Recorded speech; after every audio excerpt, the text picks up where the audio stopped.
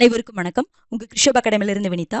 இந்த வீடியோல பார்த்தீங்க அப்படின்னா, நம்ம 10th மாநில அரசு பாடத்துடைய லைவ் டெஸ்ட் தான் பார்க்க போறோம். ஓகேங்களா? டோட்டலா வந்து 20 கொஸ்டின்ஸ் இருக்கு. உங்களுக்கு லைவா இந்த டெஸ்ட் வரும். வரும்பொழுது நீங்க லைவ்லயே கமெண்ட் ஆன்சர் பண்ணுங்க. ஓகேங்களா? உங்களுடைய ஆன்சரை கமெண்ட் பண்ணுங்க. ஓகேங்களா? அதுக்கு முன்னாடி ஒரு முக்கியமான இன்ஃபர்மேஷன் சொல்லணும். என்ன அப்படின்னா, போன இந்திய அரசியலமைப்பு மற்றும் மத்திய அரசு பாடம் இருக்கு பார்த்தீங்களா? அந்த பாடம் நம்ம லைவ் டெஸ்ட் கொடுத்துருப்போம். அந்த லைவ் டெஸ்ட் அப்படிங்கிறது ஓல்டு லைவ் டெஸ்ட். ஓகேங்களா? முன்னாடி நம்ம கொடுத்துருப்போம் இல்லைங்களா? அதை தான் வந்து இப்போ நம்ம கொடுத்துருப்போம். அதனால் கரண்ட்டாக அப்டேட் ஆகாமல் இருக்கும். நீங்கள் லெசனை இப்போ நியூவாக வந்து நம்ம லெசனை ஒரு லெசனாக நம்ம போட்டுட்ருக்குறோம். அந்த லெசனை பார்க்கும்பொழுது நம்ம கரண்ட்டான இன்ஃபர்மேஷன் கூட சேர்த்தி கொடுத்தோம். ஆனால் இந்த 2 லெசனுக்கு மட்டும் உங்களுக்கு ஓல்டு அந்த லைவ் டெஸ்ட் கொஷின் வந்ததுனால உங்களுக்கு எப்படி இருந்திருக்குன்னா, சில சின்ன கரண்ட் அஃபேர்ஸ் இன்ஃபர்மேஷன் சேஞ்சாக இருக்கும். ஆல்ரெடி சார் வந்து உங்களுக்கு இன்ஃபார்ம் பண்ணியிருக்காங்க, வீடியோவில் வந்து இன்ஃபார்ம் பண்ணியிருப்பாங்க. அந்த கரண்ட் இன்ஃபர்மேஷன் மாறும், அதை மட்டும் அப்டேட் பண்ணிக்கோங்க அப்படிங்கிற மாதிரி சார் வந்து இன்ஃபார்ம் பண்ணியிருப்பாங்க. ஓகேங்களா? அதை நிறைய பேர் பார்க்காதனால இந்த இடத்துல ஒரு கன்ஃபியூஷன் வந்துச்சு. ஓகேங்களா? அதனால் அந்த லைவ் டெஸ்ட்டில் உங்களுக்கு என்னென்ன கரெக்ஷன் அப்படிங்கிறத நான் சொல்லிடுறேன். ஓகேங்களா? ஒரு 5 இன்ஃபர்மேஷன் மட்டும் நீங்கள் சேஞ்ச் பண்ணிக்கணும். சேஞ்ச் பண்ணிவிட்டு இனி வரக்கூடியது, இன்றைக்கி நம்ம மாநில அரசு லைவ் டெஸ்ட் கொடுக்குறோம். இந்த மாதிரி இனி வரக்கூடியது எல்லாமே நியூவாக உங்களுக்கு தான், நியூவாக கொஷின்ஸ் எடுத்து கரண்ட் இன்ஃபர்மேஷனோட தான் உங்களுக்கு லைவ் டெஸ்ட் இருக்கும். இந்த ஒரு 2 லெசனுக்கு மட்டும் அட்ஜஸ்ட் பண்ணிக்கோங்க. அதுவும் இந்த 5 பாயிண்ட்டை மட்டும் நீங்கள் சேஞ்ச் பண்ணிக்கோங்க. மற்றபடி எல்லாமே காமனாக தான் இருக்குது. இனி வரக்கூடிய லெசன்ஸில் அந்த பிரச்சனை வராது. ஓகேங்களா? இந்த 2க்கு மட்டும் அட்ஜஸ்ட் பண்ணிக்கோங்க. சாரி. ஓகேங்களா? ஒரு சாரி நான் கேட்டுக்கிறேன். அடுத்தது இனிமேல் வரக்கூடிய லெசன் எல்லாமே உங்களுக்கு புதுசாக தான் இருக்கும். கரண்ட் அஃபேர்ஸோடைய நியூ கொஷின்ஸ் தான் வரும் உங்களுக்கு. ஓகேங்களா? வித் கரண்ட் அஃபேர்ஸ் இன்ஃபர்மேஷனுடைய நியூ கொஷின்ஸ் தான் வரும். லெசனை பொறுத்த வரைக்கும் உங்களுக்கு கரண்ட் அஃபேர்ஸ் கூட அப்டேட் பண்ணி தான் நம்ம கொடுத்துட்ருக்குறோம். இனி லைவ் டெஸ்ட்டும் அதே மாதிரி தான் வரும். ஓகேங்களா? அதை மட்டும் பார்த்துக்கோங்க. என்னென்ன சேஞ்சஸ் அப்படின்னு பார்த்தீங்கன்னா, மணிப்பூர் அவசர நிலை நான் வந்து உங்களுக்கு அந்த இதில் என்ன சொல்லியிருப்பேன்னா, நடைமுறையில் இருக்குது அப்படிங்கிற மாதிரி சொல்லியிருப்பேன். ஆனால் இது இப்போ கேன்சல் பண்ணிட்டாங்க. கடைசியாக எந்த மாநிலத்திற்கு மாநில அவசர நிலை அறிவிச்சாங்க அப்படின்னு பார்த்தீங்கன்னா, மணிப்பூருக்கு தான். ஓகேங்களா? அப்போ பார்த்தீங்கன்னா, மணிப்பூர் அவசர நிலையை பொறுத்த வரைக்கும் February 13, 2025 மணிப்பூரில் மாநில அவசர நிலையை அறிவித்தாங்க. அதையே February 4, 2026 என்ன பண்ணியிருப்பாங்கன்னா கேன்சல் பண்ணியிருப்பாங்க. இப்போ அங்கே அவசர நிலை நடைமுறையில் கிடையாது. இப்போ வந்து அங்கே சீஃப் மினிஸ்டரே இருக்காங்க. புதுசாக யும்னாம் கெம்சான் சிங் அப்படிங்கிற ஒரு சீஃப் மினிஸ்டர் இருக்காங்க. ஓகேங்களா? அவங்க ஆட்சியின் கீழே தான் அங்கே மாநிலம் நடந்துகிட்ருக்கு. ஓகேங்களா? மாநில நிர்வாகம் நடந்துகிட்ருக்கு. அப்போது மணிப்பூர் அவசர நிலை அறிவித்தாங்க. கடைசியாக அறிவித்த மாநிலம் அப்படின்னு பார்த்தீங்கன்னா February 13, 2025 அறிவிச்சிருப்பாங்க. மணிப்பூரில் அறிவிச்சிருப்பாங்க. அதை கேன்சல் பண்ணிட்டாங்க இப்போதைக்கு. அது ஒரு இன்ஃபர்மேஷன். அதுக்கப்புறம் தற்போது தமிழ்நாட்டில் 17வது சட்டமன்ற பேரவை செயல்படுகிறது. நம்ம 16வதுன்னு பார்த்துருப்போம். இப்போ நமக்கு ரீசெண்டாக தமிழ்நாட்டில் எலெக்ஷன் நடந்து, ஓகேங்களா, திரு ஜோசப் விஜய் அவர்கள் வந்து முதலமைச்சர், அவருடைய தலைமையில் சட்டமன்ற பேரவை செயல்படுது. அது எத்தனையாவது சட்டமன்ற பேரவை அப்படின்னு பார்த்தீங்கன்னா 17வது சட்டமன்ற பேரவை. ஓகேங்களா? 17வது தான் இப்போ நடைமுறையில் இருக்குது. அடுத்தது தற்போது உச்சநீதிமன்ற நீதிபதிகளின் எண்ணிக்கை பார்த்தீங்கன்னா 38ன்னு ஃபிக்ஸ் பண்ணியிருக்காங்க பாராளுமன்றம். இப்போ 2026 இப்போ தான் ரீசெண்டாக ஒரு மாதத்துக்கு முன்னாடி தான் என்ன பண்ணாங்க அப்படின்னா அதை இன்க்ரீஸ் பண்ணாங்க. முன்னாடி 34. உச்சநீதிமன்ற நீதிபதிகள் எவ்வளவு இருக்கணும் அப்படிங்கிறத தீர்மானிக்கிறது பாராளுமன்றம் தான். அப்போ முன்னாடி 2019 என்ன பண்ணியிருந்தாங்கன்னா 34 அப்படிங்கிறது ஃபிக்ஸ் பண்ணியிருந்தாங்க. இப்போ அதை என்ன பண்ணியிருக்காங்க, 38ன்னு இன்க்ரீஸ் பண்ணியிருக்கிறாங்க. ஓகேங்களா? அப்போ 38னா ஒருத்தர் வந்து உச்சநீதிமன்ற தலைமை நீதிபதி, மற்ற 37 பேர் மற்ற நீதிபதிகள். ஓகேங்களா? இப்போ 38 பேர்.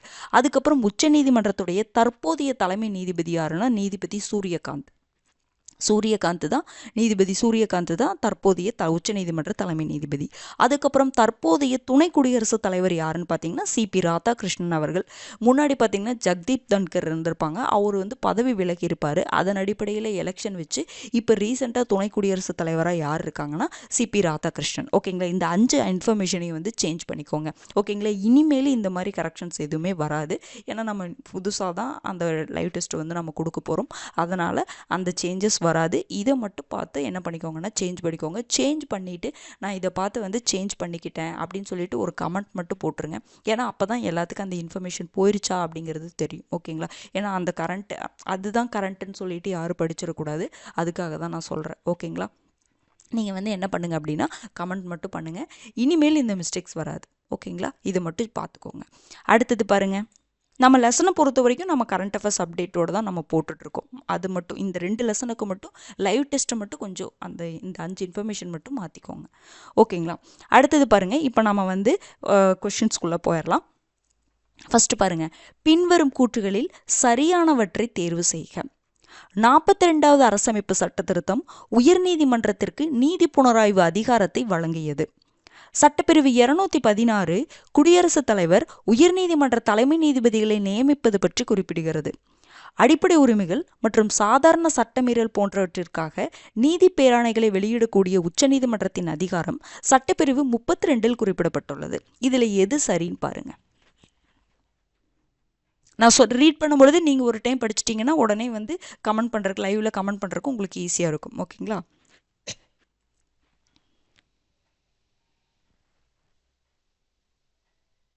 ஆன்சர் பார்த்தலாங்களா? 42வது அரசமைப்பு சட்ட திருத்தம் உயர்நீதிமன்றத்திற்கு நீதி புனராய்வு அதிகாரத்தை வழங்கியதா? கிடையாது. 42வது அரசமைப்பு சட்ட திருத்தம் 1977 என்ன பண்ணுச்சுன்னா உயர்நீதிமன்றத்திற்கான அந்த நீதி புனராய்வு அதிகாரத்தை தடை பண்ணியது. அப்போ எந்த சட்ட திருத்தம் உயர்நீதிமன்றத்திற்கு நீதி புனராய்வு அதிகாரத்தை கொடுத்தது அப்படின்னு பார்த்தீங்கன்னா 43வது அரசமைப்பு சட்ட திருத்தம் 1977. அப்போ இது தவறு. அடுத்தது பாருங்க, சட்டப்பிரிவு 216 குடியரசுத் தலைவர் உயர்நீதிமன்ற தலைமை நீதிபதிகளை நியமிப்பது பற்றி குறிப்பிடுகிறது. குடியரசுத் தலைவர் தான் உயர்நீதிமன்ற தலைமை நீதிபதிகளை நியமிக்கிறாரு. அதை பற்றி குறிப்பிடக்கூடிய சட்டப்பிரிவு 216. அப்போ இது கரெக்டு தான். அடுத்தது பாருங்க, அடிப்படை உரிமைகள் மற்றும் சாதாரண சட்டமீறல் போன்றவற்றிற்காக நீதி பேராணைகளை வெளியிடக்கூடிய உச்சநீதிமன்றத்துடைய அதிகாரம் சட்டப்பிரிவு 32 குறிப்பிடப்பட்டுள்ளது. சட்டப்பிரிவு 32 பார்த்தீங்க அப்படின்னா உச்சநீதிமன்றம் நீதி பேராணைகளை, அந்த 5 வகையான நீதி பேராணைகளை வெளியிடக்கூடிய அதிகாரத்தை பற்றி சொல்லுது. உச்சநீதிமன்றத்திற்கு அதிகாரம் இருக்குது, 5 வகையான நீதி பேராணைகளை வெளியிடக்கூடிய அதிகாரம் இருக்குது. அதை பற்றி சொல்லக்கூடிய ஆர்டிக்கல் 32 தான். ஆனால் ஒன்று தெரிஞ்சுக்கணும், உச்சநீதிமன்றம் எப்போ மட்டும்தான் அந்த நீதி பேராணைகளை வெளியிட முடியும்? அடிப்படை உரிமைகள் மீறும் பட்சத்தில் மட்டும்தான் 5 வகையான நீதி பேராணைகளை உச்ச நீதிமன்றம் வெளியிட முடியும். ஆர்டிகல் 32. சாதாரண சட்ட மீறல்களுக்கு நீதி பேராணைகளை உச்ச நீதிமன்றம் வழங்க முடியுமான்னு கேட்டால் முடியாது. யார் தான் வழங்க முடியும்? ஹைகோர்ட்டு தான். ஓகேங்களா? அடிப்படை உரிமைகள் மீறும் பட்சத்தில் மட்டும்தான் நீதி பேராணைகளை வெளியிடக்கூடிய அதிகாரம் உச்ச நீதிமன்றத்திற்கு உள்ளது. அதை குறிப்பிடக்கூடிய சட்டப்பிரிவு ஆர்டிகல் 32. ஆனால் அடிப்படை உரிமைகள் மற்றும் சாதாரண சட்ட மீறலுக்கு கூட நீதி பேராணைகளை வெளியிடக்கூடிய அதிகாரம் யாருக்கு தான் இருக்குது? ஹைகோர்ட்டுக்கு தான் இருக்குது, உயர்நீதிமன்றத்துக்கு தான் இருக்குது. அதில் கூட சொன்னோம், அதில் வந்து அதற்கான அதிகாரம் பெருசாக இருக்குது அப்படின்னு சொல்லி சொன்னோம். அதை பற்றி குறிப்பிடக்கூடிய ஆர்டிக்கல் என்னென்னா ஆர்டிக்கல் 226. அப்போ இந்த இடத்துல உயர்நீதிமன்றம் வந்து இங்கே ஆர்டிக்கல் 226 வந்திருந்ததுன்னா கரெக்டு. ஆனால் சாதாரண சட்டமீறலுக்கு உச்சநீதிமன்றம் நீதி பேராணைகளை வெளியிட முடியாது. ஆர்டிக்கல் கரெக்டு தான், ஸ்டேட்மெண்ட் தவறாக போயிடுச்சு. அப்போ இது தவறு. ஓகேங்களா? அப்போ சரியானதுன்னு பார்த்தீங்கன்னா 2 மட்டும்தான் சரி, ஆப்ஷன் டி. அடுத்தது பாருங்க, செகண்ட் கொஷின். கீழ்காணும் கூற்றுகளில் தவறானவற்றை காண்க. ஈரவை கொண்ட மாநிலங்களில் மகாராஷ்டிராவும் ஒன்று. தமிழகத்தில் சட்டமன்ற, இந்த இடத்துல அமைச்சர்கள்னு போட்டுக்கோங்க, சட்டமன்ற அமைச்சர்களின் எண்ணிக்கை 39 வரை இருக்கலாம். இந்த இடத்துல அமைச்சர்கள், ஓகேங்களா? அமைச்சர்களின் எண்ணிக்கை 39 வரை இருக்கலாம். ஒரு மாநிலத்தில் சட்ட மேலவையை உருவாக்க சட்டமையற்ற பாராளுமன்றத்தில் மொத்த உறுப்பினர்களில் 3/2 பங்கு உறுப்பினர்களின் ஆதரவு தேவை. இதில் எது தவறுன்னு பாருங்க.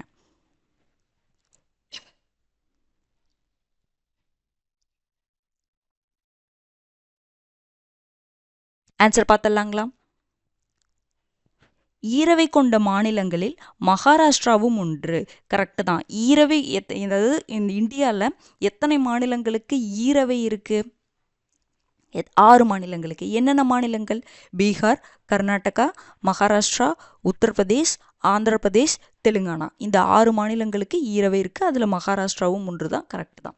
அடுத்தது, தமிழகத்தில் சட்டமன்ற அமைச்சர்களின் எண்ணிக்கை 39 வரை இருக்கலாமா? அதாவது தமிழகத்தில் சட்டமன்ற அமைச்சர்கள் எவ்வளோ இருக்கணும்? எல்லா மாநிலத்திலையுமே அமைச்சர்கள் எவ்வளோ இருக்கணும்? அதாவது உறுப்பினர்களில் 15% தாண்டாமல் இருக்கணும். அதான் நான் 15% இருக்கணும். அந்த 15%. அப்போ எது வரைக்கும் இருக்கலாம்? 36 வரைக்கும் இருக்கலாம். அப்போ தமிழ்நாட்டில் 234 பேர் சட்டமன்ற உறுப்பினர்கள். இதில் 15% இருக்கணும். அப்போ இதில் 15%னா எவ்வளோங்க? 36 வரை இருக்கலாம், 39 கிடையாது. ஏன்னா இந்த 36 தாண்டக்கூடாது, 15% தாண்டக்கூடாது அப்படிங்கிற மாதிரி சொல்லியிருப்பாங்க. அப்போ 36 வரை இருக்கலாம். அப்போ இது தவறு. சட்டமன்ற உறுப்பினர்கள் எவ்வளோ இருக்கலாம்? மொத்தம் 60க்கு கீழே போயிடக்கூடாது, 500க்கு மேலே போயிடக்கூடாது. ஓகேங்களா? 60க்கு கீழே போயிடக்கூடாது, 500க்கு மேலே போயிடக்கூடாதுன்னு நம்ம பார்த்தோம்ல. இது நான் சட்டமன்ற அமைச்சர்கள் கேட்குறேன். அமைச்சர்கள் எவ்வளோ இருக்கலாம்? அந்த சட்டமன்ற உறுப்பினர்களில் 15% தாண்டக்கூடாது. அப்போ இது தவறு, இங்கே 36ன்னு வரணும். ஓகேங்களா? இந்த 39ங்கிறது என்னதுங்க? தமிழகத்திலிருந்து மக்களவைக்கு போகக்கூடிய சீட்டு. எத்தனை எம்பி அங்கே போவாங்க? 39 பேர் போவாங்க. அந்த இதுதான். அதனால் அதை வச்சு இது கரெக்டுன்னு போட்டுறக்கூடாது அந்த வேல்யூவை. ஓகேங்களா? தமிழகத்திலிருந்து மக்களவைக்கு எவ்வளோ சீட்? மக்களவையில் எவ்வளோ சீட்டுங்க இருக்குது? 39. லோக்சபாவில் எவ்வளோ சீட் இருக்குது? 18. ஓகேங்களா? அப்போ இந்த இது தவறு. அடுத்தது, ஒரு மாநிலத்தில் சட்ட மேலவையை உருவாக்க சட்டம் இயற்ற பாராளுமன்றத்தில் மொத்த உறுப்பினர்களில் 3/2 பங்கு உறுப்பினர்களின் ஆதரவு தேவை. இது நல்லா ரீட் பண்ணிங்களா? ஒரு மாநிலத்தில் சட்ட மேலவையை உருவாக்கணும் அப்படின்னா அதுக்கான சட்டத்தை யார் இயற்றுவா? பாராளுமன்றம் தான் இயற்றுவாங்க. அது ஓகே தான். ஓகேங்களா? ஆனால் அங்கே எத்தனை பெரும்பான்மை போதும்? மொத்த உறுப்பினர்களில் 3/2 பங்கு உறுப்பினர்கள்னால் அது என்ன பெரும்பான்மை? சிறப்பு பெரும்பான்மை. அங்கே ஒரு மாநிலத்தில் ஒரு சட்ட மேலவையை உருவாக்கணும்னா ஒரு சட்டம் இயற்றுவதற்கு பாராளுமன்றத்தில் சாதாரண பெரும்பான்மையே போதும். வருகை தந்து வாக்களித்தவர்களை 50% சப்போர்ட் பண்ணால் போதும். ஆனால் இந்த மொத்த உறுப்பினர்களில் 3/2 பங்கு உறுப்பினர்கள் எங்கே தேவை அப்படின்னு பார்த்தீங்கன்னா, ஃபஸ்ட்டு ஒரு நம்ம மாநிலத்தில் சட்ட மேலவையை உருவாக்கணும்னு நம்ம நினச்சோம்னா அந்த மாநில சட்டமன்றம் தீர்மானத்தை நிறைவேற்றணும். சட்ட மேலவை உருவாக்கக்கூடிய தீர்மானத்தை அவங்க நிறைவேற்றுவாங்க அந்த மாநிலத்தில். அந்த மாநில சட்டமன்றத்தில் தான் மொத்த உறுப்பினர்களில் 3/2 பங்கு உறுப்பினர்களின் ஆதரவு தேவை. ஓகேங்களா? ஃபஸ்ட்டு சட்ட மேலவையை உருவாக்கணும்னா ஃபஸ்ட்டு ஸ்டெப் என்ன? அந்த மாநிலத்தில் தீர்மானம் நிறைவேற்றணும். அங்கே நிறைவேற்றுவதற்கு தான் அந்த மாநில சட்டமன்றத்தில் 3/2 பங்கு உறுப்பினர்களுடைய சப்போர்ட்டு தேவை, சிறப்பு பெரும்பான்மை தேவை. அப்படி நிறைவேற்றம் பண்ணிட்டு அந்த நிறைவேற்றத்தின் அடிப்படையில் எங்கே போவாங்க? அதுக்கப்புறம் பார்லிமெண்ட்டு கேட்பாங்க. ஓகேங்களா? அந்த பார்லிமெண்ட் என்ன பண்ணுவாங்க அப்படின்னா 3/2 பங்கு உறுப்பினர்களுடைய அந்த பார்லிமெண்ட் என்ன பண்ணுவாங்க? இங்கே மாநில சட்டமன்றத்தில் 3/2 பங்கு உறுப்பினர்கள் தேவை. அதன் அடிப்படையில் இங்கே பார்லிமெண்ட்டில் கேட்பாங்க. பார்லிமெண்ட் என்ன பண்ணுவாங்க அப்படின்னா சாதாரண பெரும்பான்மையின் அடிப்படையில் ஒரு சட்டம் இயற்றி அங்கே மாநில சட்ட மேலவையை அமைப்பாங்க.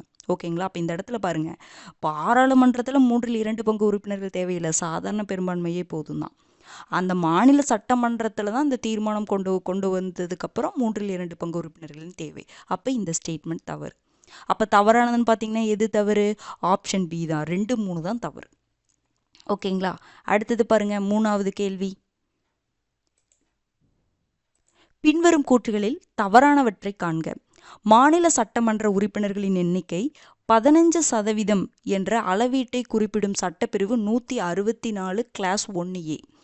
சட்டமேலவை உறுப்பினர்களின் எண்ணிக்கை அம்மாநில சட்டமன்ற உறுப்பினர்களின் எண்ணிக்கையில் 1/3 பங்கிற்கு மிகாமல் இருக்க வேண்டும் என குறிப்பிடும் அரசமைப்பு சட்டப்பிரிவு 171 கிளாஸ் 1.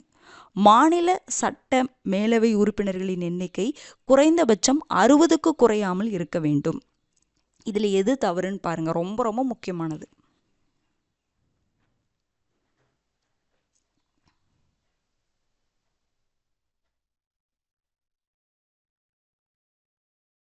ஆன்சர் பார்த்தலாங்களா? மாநில சட்டமன்ற உறுப்பினர்களின் எண்ணிக்கை 15% என்ற அளவீட்டை குறிப்பிடும் சட்டப்பிரிவு 164 கிளாஸ் ஏ, அதாவது ஆர்டிக்கல் 164 கிளாஸ் ஏ அப்படிங்கிறது அந்த 15% அளவீட்டை குறிப்பிடுது. அது கரெக்டு தான். ஆனால் இங்கே என்ன கொடுத்துருக்கேன்? மாநில சட்டமன்ற உறுப்பினர்களின் எண்ணிக்கைன்னு கொடுத்துருக்கேன். இந்த கிளாஸ் எதை பற்றி சொல்லும்? மினிஸ்டர்ஸு. மாநிலத்தில் சட்டமன்றத்தில் உறுப்பினர்கள் எல்லாருமே மினிஸ்டர்ஸாக கிடையாது. அந்த உறுப்பினர்களில் 15% பேர் மினிஸ்டர்ஸாக இருக்கணும், அதை தாண்டக்கூடாது அப்படின்னு சொல்கிறது தான் ஆர்டிக்கல் 164 1A. இந்த இடத்துல அமைச்சர்கள்னு வரணும். மாநில சட்டமன்ற உறுப்பினர்களே 15% இருக்கணும் அப்படி கிடையாது. மாநில சட்டமன்ற அமைச்சர்களின் எண்ணிக்கை அந்த மாநில சட்டமன்றத்தில் உறுப்பினர்களுடைய 15% இருக்கணும்னு சொல்கிறது தான் சட்டப்பிரிவு 164(1)A.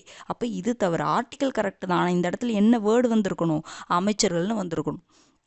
ஓகேங்களா? அப்போ இது தவறு. அடுத்தது பாருங்க, சட்டமேலவை உறுப்பினர்களின் எண்ணிக்கை அம்மாநில சட்டமன்ற உறுப்பினர்களின் எண்ணிக்கையில் 1/3 பங்கிற்கு மிகாமல் இருக்க வேண்டும் என குறிப்பிடும் அரசமைப்பு சட்டப்பிரிவு ஆர்டிக்கல் 171 கிளாஸ் 1. இது கரெக்ட் தான். ஆர்டிக்கல் 171 கிளாஸ் 1 என்ன சொல்லுவோம் அப்படின்னா, சட்டமேலவை 6 மாநிலங்களில் சட்டமேலவை இருக்குது. அப்போ அந்த சட்டமேலவையில் உறுப்பினர்கள் எவ்வளோ பேர் இருக்கணும் அப்படின்னா, அந்த மாநிலத்தில் இருக்கக்கூடிய மாநில சட்டமன்றம் இருக்குல்ல, அந்த மாநில சட்டமன்ற உறுப்பினர்களின் எண்ணிக்கையில் 1/3 பங்கிற்கு மிகாமல் இருக்கணும் அப்படின்னு சொல்றது ஆர்டிக்கல் 171 கிளாஸ் 1. இது கரெக்ட் தான். அடுத்தது, மாநில சட்ட மேலவை உறுப்பினர்களின் எண்ணிக்கை குறைந்தபட்சம் 60க்கு குறையாமல் இருக்க வேண்டுமா? 60க்கு இல்லை, 40க்கு குறையாமல் இருக்க வேண்டும். மாநில சட்ட மேலவையை பொறுத்த வரைக்கும் உறுப்பினர்கள் எவ்வளோ பேர் இருக்கணும்னா 40க்கு குறையாமல் இருக்கணும். அதே மாதிரி அந்த மாநில சட்டமன்றத்தில் 1/3 பங்கிற்கு மிகாமல் இருக்கணும். ஓகேங்களா? இங்கே 40ன்னு வரணும். அப்போ இது ரெண்டு சேர்த்து சொல்லக்கூடிய ஆர்டிக்கல் என்னதுங்க? Article 171 class 1. இங்கே 40ன்னு வரணும். ஆனால் இந்த இடத்துல என்னென்னு இருக்குது? 60ன்னு இருக்குது. அப்போ இது தவறு. அப்போ இந்த 60 எண்ணிக்கை எதில் வரணுங்க? மாநில சட்டமன்றம் இருக்குல்ல, சட்டமன்ற பேரவை இருக்குல்ல, அந்த மாநில சட்டமன்ற பேரவையுடைய உறுப்பினர்களின் எண்ணிக்கை தான் 60க்கு குறையாமல் இருக்கணும், 500க்கு அதிகமாக போகாமல் இருக்கணும். புரிஞ்சுதுங்களா? ஆர்டிக்கல் 170 அதில் சொல்லியிருப்பாங்க, மாநில சட்டமன்ற உறுப்பினர்களின் எண்ணிக்கை 60க்கு குறையாமல் இருக்கணும், 500க்கு மிகாமல் இருக்கணும் அப்படின்னு சொல்லக்கூடியது ஆர்டிக்கல் 170. அதே மாதிரி மாநில சட்டமன்ற அமைச்சர்களின் எண்ணிக்கை அந்த மாநில சட்டமன்ற உறுப்பினர்களில் 15% தாண்டக்கூடாதுன்னு சொல்கிறது ஆர்டிக்கல் 164(1)A. அதுக்கப்புறம் அந்த மாநில சட்ட மேலவையுடைய உறுப்பினர்களின் எண்ணிக்கை 40க்கு குறையாமல் இருக்கணும். அதே மாதிரி அந்த மாநில சட்டமன்ற உறுப்பினர்களின் எண்ணிக்கையில் 1/3 பங்கிற்கு மிகாமல் இருக்கணும் அப்படின்னு சொல்கிறது ஆர்டிக்கல் 171 கிளாஸ் 1. இந்த வித்தியாசம் புரிஞ்சிருச்சுங்களா? அதனால தான் நான் திருப்பி சொல்கிறேன். அப்போ என்ன ஆன்சர் வரும் உங்களுக்கு? தவறானதுன்னு கேட்டாங்கன்னா 2, 3 தான் தவறு. Option D. ஓகேங்களா? அடுத்தது பாருங்க, 4வது கேள்வி. அரசியலமைப்பு சட்டப்பிரிவு 164(1) குறிப்பிடுவது ஆளுநரால் முதலமைச்சர் நியமனம், முதலமைச்சரை தலைவராக கொண்ட அமைச்சரவை ஆளுநருக்கு தேவைப்படும் பொழுது ஆலோசனை வழங்க வேண்டும், சட்டமேலவை உருவாக்கம் அல்லது நீக்கம், ஆளுநர் மசோதாவை குடியரசுத் தலைவரின் பரிசீலனைக்காக ஒதுக்கி வைத்தல்.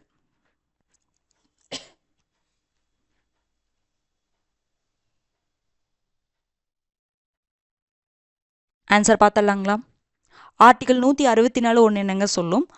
ஆளுநரால் முதலமைச்சர் நியமனம், அதே மாதிரி முதலமைச்சரின் ஆலோசனையின் பேரில் மற்ற அமைச்சர்களை என்ன பண்ணுவார்? ஆளுநர் நியமனம் பண்ணுவார் அப்படின்னு சொல்லக்கூடிய ஆர்டிக்கல் தான் 164 கிளாஸ் 1. அடுத்தது, இது என்ன ஆர்டிக்கல்? முதலமைச்சரை தலைவராக கொண்ட அமைச்சரவை ஆளுநருக்கு தேவைப்படும் பொழுது ஆலோசனை வழங்க வேண்டும் சொல்லக்கூடிய ஆர்டிக்கல் 163. அப்போ இது வராது. இதுதான் ஆன்சரு. ஏதான் ஆன்சர். ஓகேங்களா? அடுத்தது, சட்டமேலவை உருவாக்கம் அல்லது நீக்கம் அப்படின்னு சொல்லக்கூடிய ஆர்டிக்கல் 169. சட்டமேலவையை எப்படி உருவாக்கம் பண்ணும், நீக்கம் பண்ணும், அதுக்கான என்ன ப்ரொசீஜர், மாநில சட்டமன்றத்தில் 3/2 பங்கு உறுப்பினர்களுடைய ஆதரவு தேவை, அதே மாதிரி பாராளுமன்றத்தில் சாதாரண பெரும்பான்மை போதும் அப்படிங்கிற மாதிரிலாம் பார்த்தோம்ல, அந்த ப்ரொசீஜரை சொல்லக்கூடிய ஆர்டிக்கல் 169. அடுத்தது, ஆளுநர் மசோதாவை குடியரசுத் தலைவருடைய பரிசீலனைக்காக என்ன பண்ணலாம்? ஒதுக்கி வைக்கலாம். அதை சொல்லக்கூடிய ஆர்டிக்கல் 201. ஓகேங்களா? இந்த ஆர்டிக்கலையும் நீங்கள் பார்த்து வச்சுக்கணும். மற்ற ஆப்ஷனுக்கு என்ன ஆன்சர் வருது அப்படிங்கிறத நீங்கள் தெரிஞ்சுக்கணும். ஓகேங்களா? அப்போ ஆன்சர் என்னதுங்க உங்களுக்கு? ஏதான் ஆன்சர். மற்றதுக்கும் என்ன ஆர்டிக்கல் வருது அப்படிங்கிறத பார்த்துக்கோங்க. அடுத்தது 5வது கேள்வி பாருங்க, பொறுத்துக.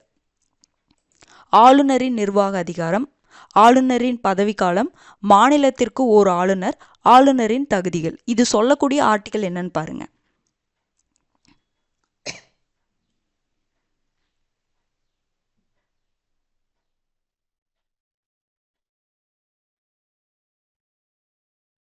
ஆன்சர் பார்த்தலாங்களா?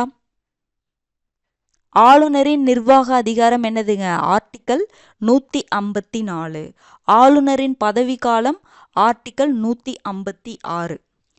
ஒரு மாநிலத்திற்கு ஒரு ஆளுநர் இருக்கணும் அப்படின்னு சொல்லக்கூடிய ஆர்டிக்கல் 153. ஆளுநருடைய தகுதிகளை பற்றி சொல்கிறது ஆர்டிக்கல் 157. ஆளுநரின் நிர்வாக அதிகாரம் 154. ஆளுநரின் பதவிக்காலம் 156. மாநிலத்திற்கு ஒரு ஆளுநர் இருக்கணும்னு சொல்லக்கூடிய ஆர்டிக்கல் 153. ஆளுநருடைய தகுதிகளை பற்றி சொல்லக்கூடிய ஆர்டிக்கல் 157. அப்போ ஆப்ஷன் என்னங்க வரும்? B the answer. ஓகேங்களா? இதெல்லாம் ரொம்ப முக்கியமானது. அடுத்தது பாருங்க, 6வது கேள்வி.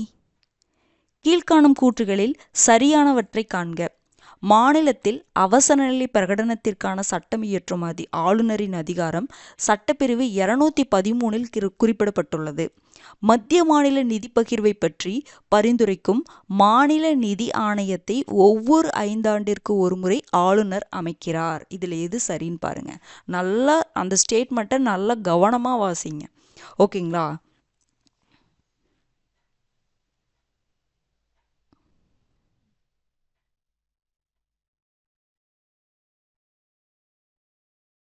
ஆன்சர் பார்த்தலாங்களா?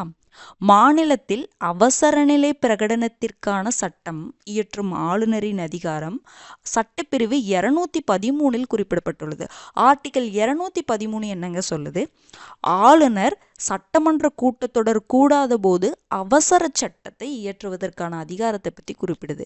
நான் இந்த இடத்துல என்ன சொல்லியிருக்கேன்? அவசர நிலை பிரகடனம். நான் கிளாஸ் எடுக்கும் பொழுது சொன்னேன், அவசர நிலை பிரகடனத்துக்கும் அவசர சட்டத்துக்கும் வித்தியாசம் தெரிஞ்சுக்கோங்க. அவசர நிலை பிரகடனம்னா என்னதுங்க? Emergency, national emergency, state emergency, அதுக்கப்புறம் ஃபினான்ஸ் எமர்ஜென்சி, தேசிய அவசர நிலை, அதுக்கப்புறம் மாநில அவசர நிலை, நிதி அவசர நிலை. இந்த 3 அவசர நிலை பிரகடனங்களையும் அறிவிக்கக்கூடிய அதிகாரம் யாருக்கு இருக்குது? குடியரசுத் தலைவருக்கு. அவசர சட்டம் அப்படிங்கிறது அது வேற. அவசர சட்டம் அப்படிங்கிறது சட்டமன்றம் கூடாத போது ஆளுநர் என்ன பண்ணுவார் அப்படின்னா அவசர சட்டத்தை அறிவிப்பார். மத்திய அளவில் பாராளுமன்ற கூட்டத்தொடர் நடைபெறாத போது குடியரசுத் தலைவர் என்ன பண்ணுவார்னா அவசர சட்டத்தை பிறப்பிப்பார். ஆர்டிகல் 123. இது ஆளுநர் அவசர சட்டத்தை பிறப்பிக்கக்கூடிய அதிகாரம் 213. ஆனால் இங்கே நான் என்ன சொல்லியிருக்கேன்? அவசர நிலை பிரகடனம் சொல்லியிருக்கு. அப்போ இது தவிர ஆளுநருக்கு அவசர நிலை பிரகடனம் அறிவிப்பதற்கான அதிகாரமே கிடையாது. அவசர சட்டத்தை பிறப்பிக்கக்கூடிய அதிகாரம் தான் இருக்குது. அப்போ இது தவறு. ஓகேங்களா? அடுத்தது, மத்திய மாநில நிதி பகிர்வை பற்றி பரிந்துரைக்கும் மாநில நிதி ஆணையத்தை ஒவ்வொரு 5 ஆண்டிற்கு ஒரு முறை ஆளுநர் அமைக்கிறார். ஒவ்வொரு 5 ஆண்டிற்கு ஒரு முறை ஆளுநர் மாநில நிதி ஆணையத்தை அமைக்கிறாரு. அது கரெக்டு தான். ஆனால் மாநில நிதி ஆணையத்துடைய வேலை என்னதுங்க? பஞ்சாயத்துகள் மற்றும் நகராட்சிகளுடைய நிதிநிலையை ஆய்வு செய்யும். மத்திய மாநில நிதி பகிர்வை பற்றி பரிந்துரைக்கக்கூடிய நிதி ஆணையம் எதுங்க? மத்திய நிதி ஆணையம் தான். அதை யார் அமைப்பாங்க? குடியரசுத் தலைவர் அமைப்பாங்க. மாநில அளவுகள் இருக்கக்கூடிய மாநில நிதி ஆணையத்திற்கு ஒர்க்கே வேற. என்னதுன்னா பஞ்சாயத்துகள் மற்றும் நகராட்சிகளுடைய நிதிநிலையை தான் ஆய்வு செய்வாங்க. உங்களுக்கு நீங்கள் குடியரசுத் தலைவர் 5 வருஷத்துக்கு ஒரு தடவை நிதி ஆணையம் அமைப்பார் பார்த்தீங்களா? அந்த நிதி ஆணையம் தான் மத்திய மாநில நிதி பகிர்வை பற்றி என்ன பண்ணுவாங்க? பரிந்துரைப்பாங்க. மாநில நிதி ஆணையத்துக்கு இது வேலையே கிடையாது. மாநில நிதி ஆணையத்தை பொறுத்த வரைக்கும் ஆளுநர் தான் அமைக்கிறாரு. ஆனால் அதனுடைய ஒர்க் இது கிடையாது. மத்திய மாநில நிதி பகிர்வை பற்றி அது பரிந்துரைக்கிறது கிடையாது. அப்போ இது தவறு. அப்போ சரியானது எதுவுமே கிடையாது. 1, 2 தவறு. ஆப்ஷன் டி தான் தவறு. ஓகேங்களா? அடுத்தது பாருங்க, 7வது கேள்வி. சட்டப்பிரிவு 161 ஆளுநரின் எந்த அதிகாரத்தை குறிப்பிடுகிறது? மசோதாவின் மீதான அதிகாரம், ஆளுநருக்கான சிறப்புரிமைகள், மன்னிப்பளிக்கும் அதிகாரம், நிதி ஆணையம் அமைக்கும் அதிகாரம்.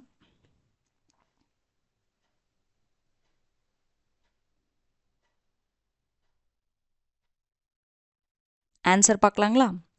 ஆர்டிகல் 161 ஆளுநருடைய எந்த அதிகாரத்தை குறிப்பிடுதுன்னு கேட்குறாங்க. ஃபர்ஸ்ட் பாருங்க, மசோதாவின் மீதான அதிகாரம்.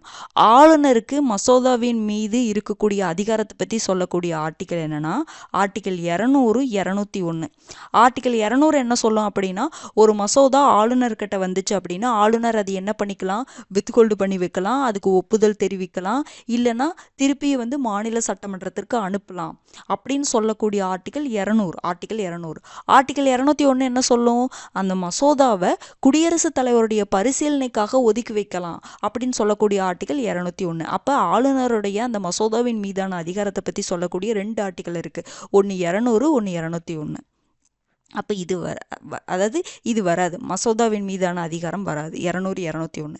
அடுத்தது ஆளுநருக்கான சிறப்புரிமைகள், எந்த நீதிமன்றத்திற்கும் அவர் பதில் சொல்ல வேண்டியதில்லை, அந்த மாதிரிலாம் வரும்ல, அது என்னதுன்னா ஆர்டிக்கல் 361 கிளாஸ் 1. இது குடியரசுத் தலைவருக்கான சிறப்புரிமைகள், ஆளுநருக்கான சிறப்புரிமைகள் ரெண்டுமே இந்த ஆர்டிக்கலில் இருக்கும். அப்போ இதுவும் வராது. அடுத்தது மன்னிப்பளிக்கக்கூடிய அதிகாரம். ஆளுநருக்கு இந்த தண்டனை, உயர் நீதிமன்றம் தண்டனை விதிக்குது அப்படின்னா அந்த தண்டனைக்கு மன்னிப்பளிக்கக்கூடிய அதிகாரம் அது எதில் கொடுத்துருப்பாங்க? ஆர்டிக்கல் 161 கொடுத்துருப்பாங்க. இதுதான் ஆன்சர். அதே மாதிரி பார்த்தீங்க அப்படின்னா உங்களுக்கு எங்கே இருக்கும் அப்படின்னா குடியரசுத் தலைவருக்கும் மன்னிப்பளிக்கும் அதிகாரம் இருக்கும். அப்போ ரெண்டு பேர்த்துக்கு என்ன வித்தியாசம் வரும்? குடியரசுத் தலைவரை பொறுத்த வரைக்கும் மரண தண்டனைக்கு கூட மன்னிப்பளிக்கக்கூடிய அதிகாரம் இருக்குது, ஆனால் ஆளுநருக்கு அந்த அதிகாரம் மட்டும் கிடையாது அப்படிங்கிற மாதிரி சொல்லியிருந்தோம். ஓகேங்களா? அப்போ ஆளுநருடைய மன்னிப்பளிக்கும் அதிகாரம் தான் ஆர்டிக்கல் 161 கொடுத்துருப்பாங்க. அப்போ ஆப்ஷன் சி தான் ஆன்சர். அடுத்தது நிதி ஆணையம் அமைக்கும் அதிகாரம். ஆளுநருக்கு நிதி ஆணையம் அமைக்கும் அதிகாரம் இருக்குது. அந்த ஆர்டிக்கல் எதில் கொடுத்துருப்பாங்கன்னா ஆர்டிக்கல் 243 ஐலையும் ஆர்டிக்கல் 243 ஒய்லையும் உங்களுக்கு மாநில நிதி ஆணையத்தை பற்றி கொடுத்துருப்பாங்க. உள்ளாட்சி அரசாங்கம் வரும்பொழுது உங்களுக்கு புரியும். இப்போ இந்த ஆர்டிக்கல் மட்டும் நோட் பண்ணிக்கோங்க. மாநில நிதி ஆணையத்தை பொறுத்த வரைக்கும் ஆர்டிக்கல் 243 ஐ, ஆர்டிக்கல் 243 ஒய். ஓகேங்களா? அப்போ இதனுடைய ஆன்சர் பார்த்தீங்கன்னா மன்னிப்பளிக்கும் அதிகாரம் தான் வரும். அடுத்தது பாருங்க, 8வது கேள்வி. கீழ்காணும் கூற்றுகளை ஆராய்க. சட்டப்பிரிவு 168 ஆளுநர் மாநில சட்டமன்றத்தின் ஓர் ஒருங்கிணைந்த பகுதி என உறுதிப்படுத்துகிறது. மத்திய அளவில் குடியரசுத் தலைவர் பாராளுமன்றத்தால் பதவி நீக்கம் செய்யப்படுவது போல மாநிலங்களில் ஆளுநர் மாநில சட்டமன்றங்களில் கண்டன தீர்மானத்தின் மூலம் பதவி நீக்கம் செய்யப்படுகிறார். மாநில அரசு பணியாளர் தேர்வாணைய குழுவின் தலைவரை பணி நீக்கம் செய்யும் அதிகாரம் ஆளுநருக்கே உண்டு. இதுல எத்தனை கூற்றுகள் சரி பாருங்க? ஒரு கூற்று சரி, 2 கூற்றுகள் சரி, 3 கூற்றுகள் சரி, இல்ல அனைத்தும் தவறு. என்ன ஆன்சர் வரும்னு பாருங்க.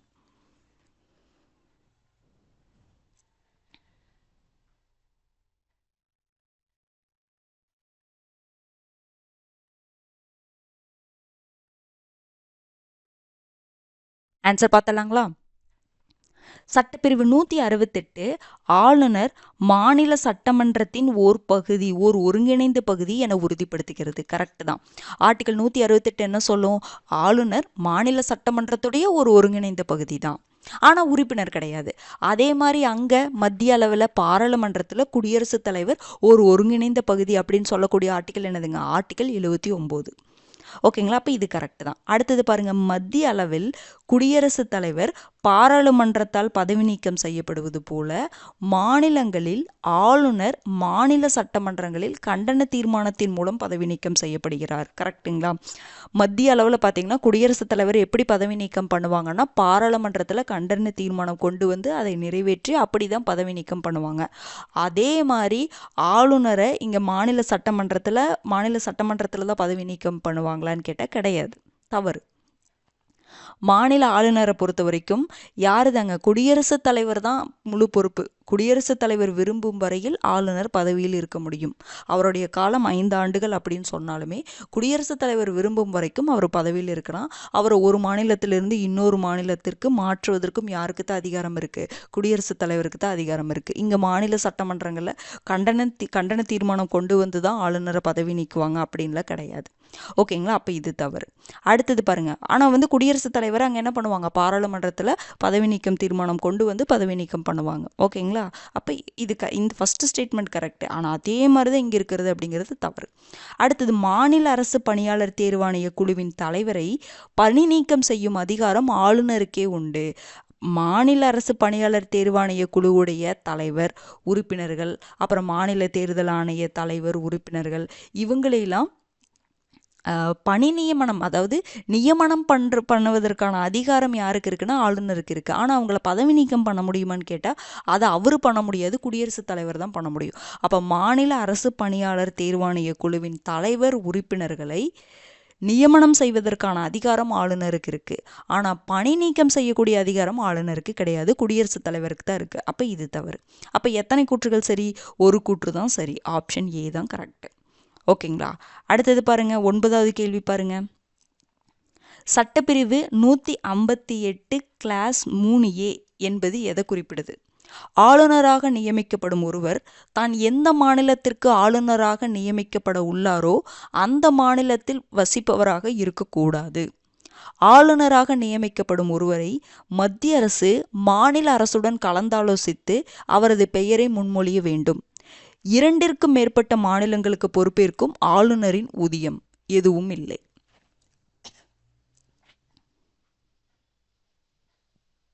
ஆன்சர் என்ன வரும்னு பாருங்க.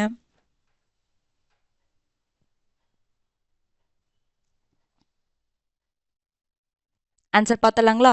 ஆர்டிகல் 158(3)A என்னங்க சொல்லும்? ஒருவர் 1 அல்லது 2ற்கு மேற்பட்ட மாநிலங்களுக்கோ அல்லது யூனியன் பிரதேசங்களுக்கோ ஆளுநர் பொறுப்பேற்கும் பொழுது அந்த ஆளுநருடைய ஊதியமும் படிகளையும் குடியரசுத் தலைவர் ஒரு ஆணையின் மூலம் என்ன பண்ணுவார், முடிவு பண்ணுவார், தீர்மானிப்பார் அப்படின்னு சொல்லக்கூடிய ஆர்டிக்கல் தான் ஆர்டிகல் 158(3)A.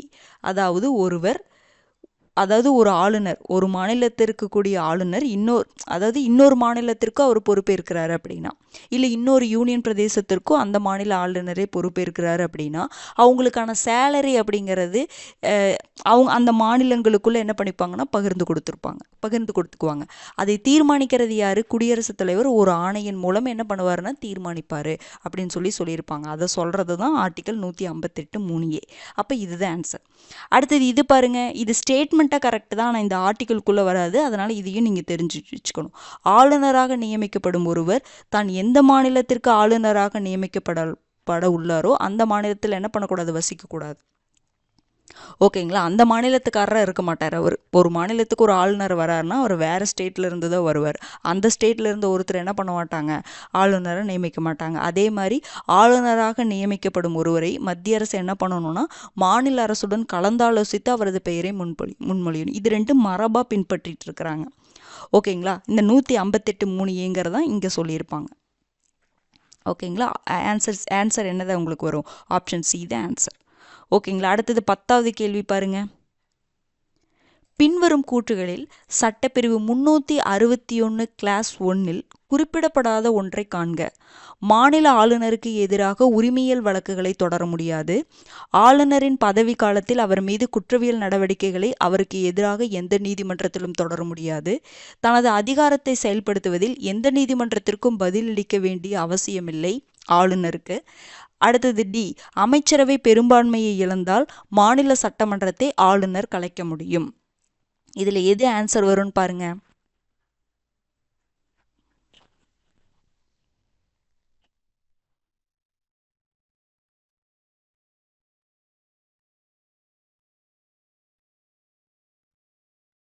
ஆன்சர் பார்த்துலாங்களா?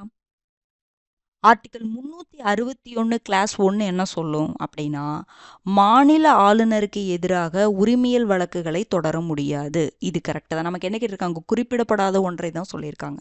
அப்போ அவருக்கு எதிராக உரிமையியல் வழக்குகளை தொடர முடியாது. ஆளுநருடைய பதவி காலத்தில் அவர் மீது குற்றவியல் நடவடிக்கைகளை அவருக்கு எதிராக எந்த நீதிமன்றத்திலும் என்ன பண்ண முடியாது, தொடர முடியாது. இதுவும் இந்த ஆர்டிக்கல் தான் கொடுத்துருப்பாங்க. இந்த ஆர்டிகல் 361 கிளாஸ் 1ங்கிறது ஆளுநர் மற்றும் குடியரசுத் தலைவருக்கான சிறப்புரிமைகளை பற்றி கொடுத்துருப்பாங்க. அடுத்து பாருங்க, தனது அதிகாரத்தை செயல்படுத்துவதில் எந்த நீதிமன்றத்திற்கும் ஆளுநர் பதிலளிக்க வேண்டிய அவசியமில்லை. கரெக்ட் தான். அமைச்சரவை பெரும்பான்மையை இழந்தால் மாநில சட்டமன்றத்தை ஆளுநர் கலைக்க முடியும். இது ஸ்டேட்மெண்ட்டாக கரெக்ட் தான். அதாவது அமைச்சரவை அங்கே பெரும்பான்மை இழந்துருச்சு அப்படின்னா ஆளுநர் என்ன பண்ணலாம், அந்த மாநில சட்டமன்றத்தை கலைக்கலாம். அதற்கான உரிமை அவருக்கு இருக்குது. ஆனால் இது இந்த ஆர்டிக்கலில் கொடுக்கப்படலை. அப்போ இதுதான் ஆன்சர். உங்களுக்கு ஆப்ஷன் டி தான் ஆன்சர். இந்த ஆர்டிக்கலில் குறிப்பிடப்படாத ஒன்று அப்படின்னு பார்த்தீங்கன்னா இதுதான் ஸ்டேட்மெண்ட்டாக கரெக்ட் தான். ஆனால் இந்த ஆர்டிக்கலுக்கு இது சூட் ஆகாது. அதை நீங்கள் தெரிஞ்சுக்கணும். ஓகேங்களா? அப்போ நீங்கள் இதையும் தெரிஞ்சுக்கணும். மாநில சட்டமன்றத்தை ஆளுநர் அமைச்சரவை பெரும்பான்மை இருந்தால் இது கலைக்கலாம். ஆனால் இந்த ஆர்டிக்கலில் தான் இது வராது. ஓகேங்களா? அப்போ ஆர்டிகல் 361(1)னாவே ஃபுல்லாகவே நீதிமன்றம் தொடர்பானது. நீதிமன்றத்திற்கும் ஆளுநருக்கும், நீதிமன்றத்திற்கும் குடியரசுத் தலைவருக்கும் அப்படிங்கிற மாதிரி தான். அப்போ இந்த 3 ஸ்டேட்மெண்ட்டும் ஆர்டிகல் 361 கீழே தான் வரும். ஓகேங்களா? அப்போ ஆன்சர் உங்களுக்கு என்னதுங்க, டி, குறிப்பிடப்படாத ஒன்று தானே கேட்டிருக்காங்க. அப்போ ஆப்ஷன் டி தான் ஆன்சர். அடுத்தது பாருங்கள், 11வது கேள்வி. நான் தமிழக முதலமைச்சர் லிஸ்ட் படிங்கன்னு சொன்னால் எல்லாரும் கண்டிப்பாக படிச்சிருப்பீங்கன்னு நினைக்கிறேன். அதை ரிலேட்டடாக ஒரு கொஸ்டின் பாருங்கள். பின்வரும் தமிழக முதலமைச்சர்களை அவர்கள் பதவி வகித்த காலத்தின் அடிப்படையில் காலவரிசைப்படுத்துக. திரு காமராசர், திரு பக்தவச்சலம், திரு PS குமாரசாமி ராஜா, திரு ராஜகோபாலாச்சாரி, திரு OP ராமசாமி. அவங்க பதவி வகித்ததன் அடிப்படையில் என்ன பண்ணணும், நீங்கள் லைனாக காலவரிசைப்படுத்தணும். ஆன்சர் என்ன வரும்னு பாருங்க.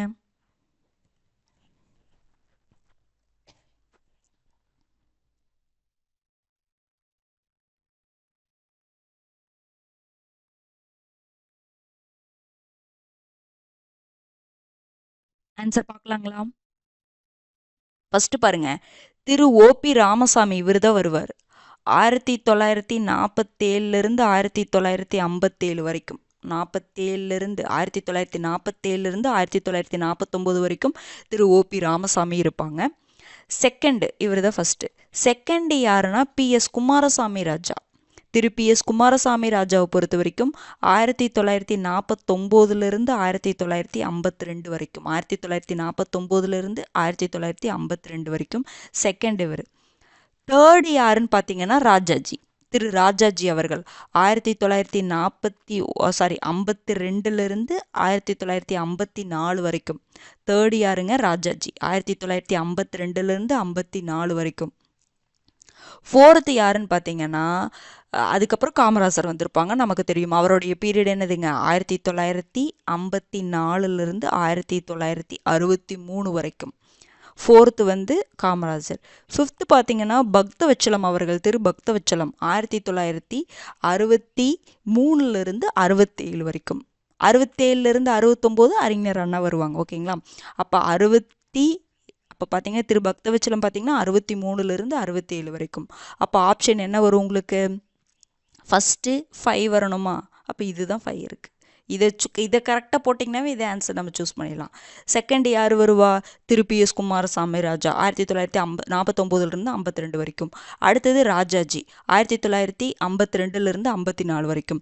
அடுத்தது பார்த்தீங்க அப்படின்னா திரு காமராசர் 1954 63 வரைக்கும். அடுத்தது பக்தவச்சலம் அவர்கள், அவங்க பார்த்தீங்கன்னா 1963 67 வரைக்கும். அப்போ ஆப்ஷன் B தான் ஆன்சர்.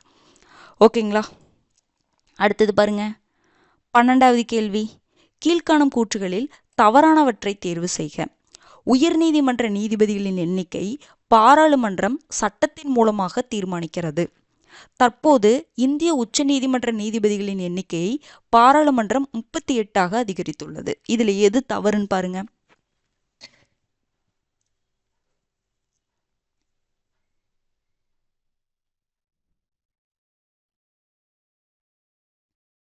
ஆன்சர் பார்த்தலாங்களா?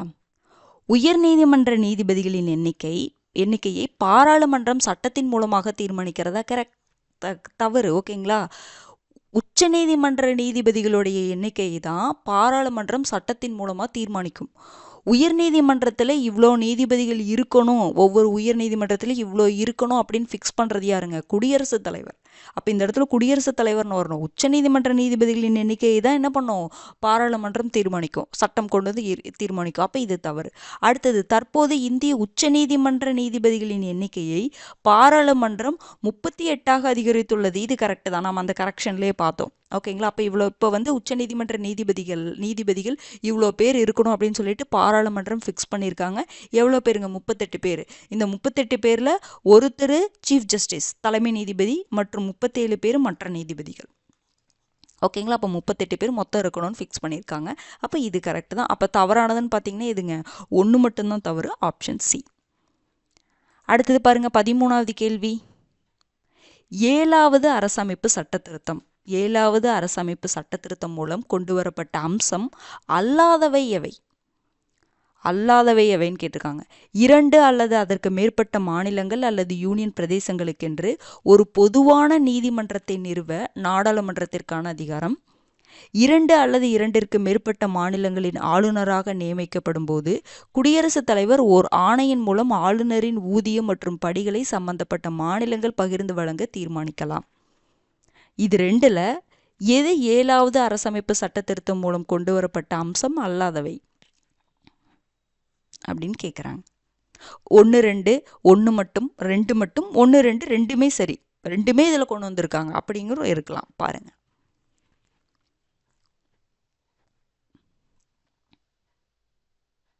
ஆன்சர் பார்த்துடலாங்களா? 7வது அரசமைப்பு சட்டத்திருத்தம் 1956 கொண்டு வந்திருப்பாங்க. அதன் மூலமாக 2 அல்லது அதற்கு மேற்பட்ட மாநிலங்கள் அல்லது யூனியன் பிரதேசங்களுக்கு ஒரு பொதுவான நீதிமன்றம் நிறுவலாம், அது நிறுவுவதற்கான அதிகாரம் நாடாளுமன்றத்திற்கு இருக்கு அப்படின்னு சொன்னது. அது எப்போ கொண்டு வந்தாங்கன்னா 7வது அரசமைப்பு சட்டத்திருத்தம் 1956 தான் கொண்டு வந்தாங்க. அதே மாதிரி இந்த 2 அல்லது 2ற்கு மேற்பட்ட மாநிலங்களின் ஆளுநராக நியமிக்கப்படும் போது குடியரசுத் தலைவர் ஒரு ஆணையின் மூலம் ஆளுநரின் ஊதியம் மற்றும் படிகளை சம்பந்தப்பட்ட மாநிலங்கள் பகிர்ந்து வழங்க தீர்மானிக்கலாம் அப்படின்னு சொல்லக்கூடிய ஆர்டிக்கல் என்னதுங்க? Article 158 clause 3A. இந்த ஆர்டிக்கலும் இந்த சட்ட திருத்தத்தின் மூலமாக தான் கொண்டு வந்தாங்க. ரெண்டுமே கிட்டத்தட்ட ஒரே மாதிரி. இது உயர்நீதிமன்றத்தை பற்றி சொல்லுது, இது ஆளுநருடைய பொறுப்பை பற்றி சொல்லுது. ஓகேங்களா? இது ரெண்டுமே எப்போ தான் கொண்டு வந்தாங்க? 7வது அரசமைப்பு சட்டத்திருத்தம் 1956 தான் கொண்டு வந்தாங்க. இந்த செகண்ட் சொன்ன பாயிண்ட் ஆர்டிக்கல் 158 3A முன்னாடியே நம்ம பார்த்தோம். ஓகேங்களா? இந்த ரெண்டுமே கொண்டு வரப்பட்டிருக்கு. அப்போ அல்லாதவையில் ஒன்றுமே கிடையாது. 1 2 சரி, ரெண்டுமே சரிதான். ஓகேங்களா? அடுத்தது பாருங்க, 14வது கேள்வி. மாநில அரசின் சட்டமன்றம் பற்றி குறிப்பிடும் சட்டப்பிரிவுகள். மாநில அரசின் சட்டமன்றம் பற்றி குறிப்பிடும் சட்டப்பிரிவுகள். சட்டப்பிரிவு 169 212 வரை, சட்டப்பிரிவு 152 168 வரை, சட்டப்பிரிவு 124 237 வரை, சட்டப்பிரிவு 79 122 வரை.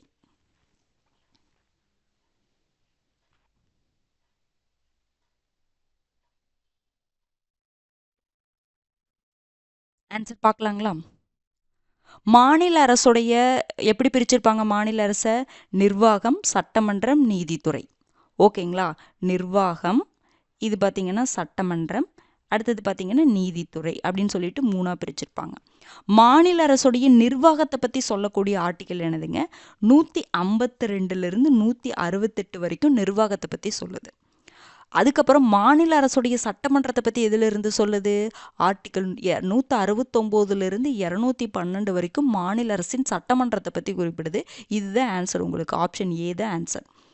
நீதித்துறையை பற்றி குறிப்பிடக்கூடிய ஆர்டிக்கல், மாநில நீதித்துறையை பற்றி குறிப்பிடக்கூடிய ஆர்டிக்கல் பார்த்தீங்கன்னா ஆர்டிக்கல் 124 237 வரைக்கும் நீதித்துறையை பற்றி குறிப்பிடுது. இந்த 3க்கும் வித்தியாசம் நல்லா தெரிஞ்சுக்கணும். ஓகேங்களா? இது என்னது? இந்த ஆர்டிக்கல் 79 122 வரைக்கும் எதுங்க சொல்லுது? மத்திய அரசுடைய சட்டமன்றத்தை பற்றி சொல்லுது. மத்திய அரசுடைய நிர்வாகத்தை பற்றி சொல்லக்கூடிய ஆர்டிக்கல் என்னதுங்க? 52 78 வரைக்கும். மத்திய அரசுடைய சட்டமன்றத்தை பற்றி சொல்லக்கூடிய ஆர்டிக்கல் 79 122 வரைக்கும். அதே மாதிரி மத்திய அரசுடைய நீதித்துறையை பற்றி சொல்லக்கூடிய ஆர்டிக்கல் 124 உங்களுக்கு ஒரு 147 வரைக்கும் வரும். ஓகேங்களா? இது எல்லாம் மத்திய அரசு, இது எல்லாம் மாநில அரசு. மாநில அரசு பொதுவாக பகுதி 6 ஆர்டிக்கல் 152 237 வரைக்கும் உங்களுக்கு என்னதுங்க? மாநில அரசை பற்றி குறிப்பிடப்பட்டிருக்கும். ஓகேங்களா? அதில் மாநில அரசின் சட்டமன்றத்தை பற்றி குறிப்பிடக்கூடியது பார்த்தீங்கன்னா சட்டப்பிரிவு 169 212 வரைக்கும். அதுதான் ஆன்சர் உங்களுக்கு. ஓகேங்களா? அடுத்தது 15வது கேள்வி பாருங்க. பின்வரும் கூற்றுகளில் தவறானவற்றை தேர்வு செய்க. ஒருவர் எத்தனை முறை வேண்டுமானாலும் ஆளுநராக நியமிக்கப்படலாம். ஒருவர் ஆளுநர் ஆவதற்கு 30 வயது நிரம்பியவராக இருத்தல் வேண்டும்.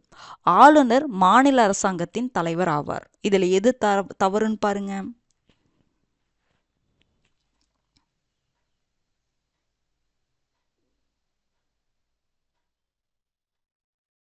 ஆன்சர் பார்த்தலாங்களா? ஒருவரை எத்தனை முறை வேண்டுமானாலும் ஆளுநராக நியமிக்க முடியுமா? ஒருவர் எத்தனை முறை வேண்டுமானாலும் ஆளுநராக நியமிக்கப்பட முடியும். கரெக்ட் தான். அடுத்தது, ஒருவர் ஆளுநர் ஆவதற்கு 30 வயது நிரம்பியவராக இருத்தல் வேண்டும். 30 வயது கிடையாது, 35 வயது. அப்போ இது தவறு. 35 வயது வரணும்.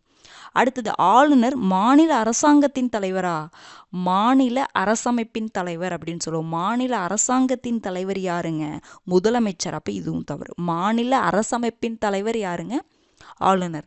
மாநில அரசாங்கத்தின் தலைவர் யாரு? சீஃப் மினிஸ்டர், முதலமைச்சர். ஓகேங்களா? அப்போ இது தவறு தான். அப்போ தவறானது அப்படின்னு பார்த்தீங்கன்னா 2 3 தவறு. Option B. அடுத்தது 16வது கேள்வி பாருங்க. அட்வொகேட் ஜெனரல் தொடர்பான தவறான கூற்றை தேர்வு செய்க. அட்வொகேட் ஜெனரல் சட்டப்பிரிவு 76 குறிப்பிடப்பட்டுள்ளது. சட்டமன்றத்தில் வாக்களிக்கும் உரிமையின்றி கலந்து கொள்ளலாம். நியமனம் செய்பவர் விரும்பும் வரை அவர் பதவியில் தொடர முடியும். அனைத்தும் சரி.